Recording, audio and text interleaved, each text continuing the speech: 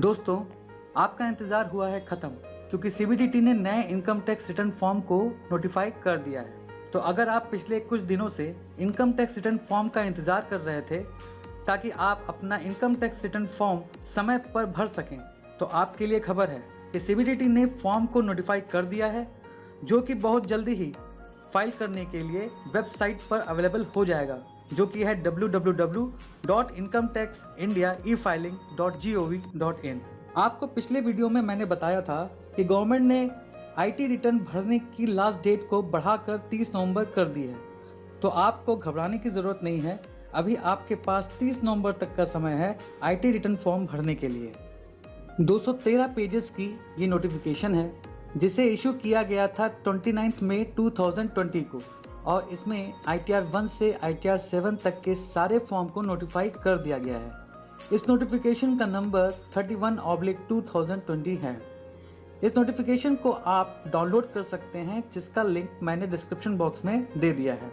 पिछले वीडियो में मैंने बताया था कि टाइमलाइन एक्सटेंशन की वजह से अब आप अपने इन्वेस्टमेंट का बेनिफिट 30 जून तक ले सकते हैं। यानी अगर आपने कोई इन्वेस्टमेंट की है जिसकी इनकम टैक्स में छूट मिलती है, तो उसका बेनिफिट आप ले सकते हैं अगर आपने वो इन्वेस्टमेंट 30 जून तक कर रखी है तो, जिसकी वजह से सीबीडीटी को अपने फॉर्म को रिवाइज करना पड़ा और नए चेंजेस को इनकॉर्पोरेट करने के लिए इन्होंने दोबारा फॉर्म को नोटिफाई किया है। क्योंकि नए फॉर्म नोटिफाई हो गए हैं, तो इनकम टैक्स रिटर्न फॉर्म भी जल्दी ही वेबसाइट पर अवेलेबल हो जाएंगे। इस बार रिटर्न फॉर्म में सीबीडीटी ने कुछ चेंजेस किए हैं, जिसमें है अगर आपके पास 1 या 2 करंट अकाउंट है और उसमें आपने 1 करोड़ रुपए से ज़्यादा की धनराशि जमा की है, तो उसको आपको इस फॉर्म में दिखाना होगा।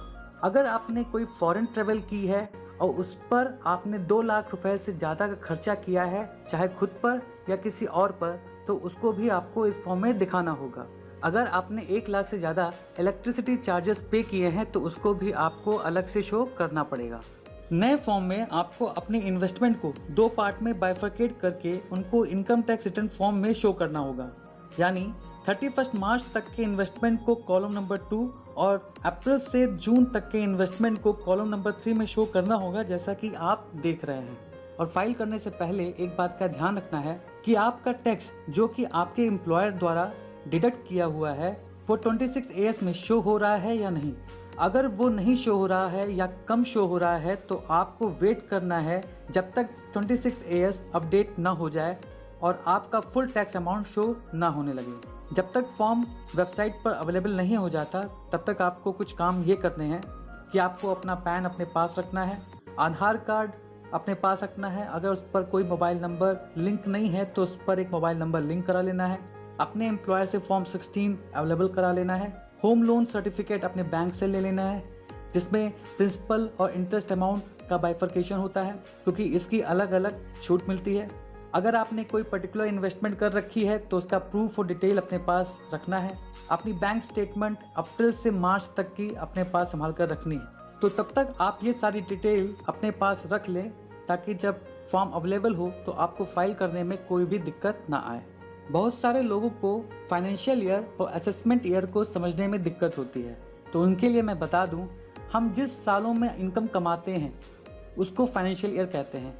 जैसे आपके केस में 1 अप्रैल 2019 से 31 मार्च 2020 ये आपका फाइनेंशियल ईयर हुआ, और इसका असेसमेंट ईयर 1 अप्रैल 2020 से 31 मार्च 2021 होता है।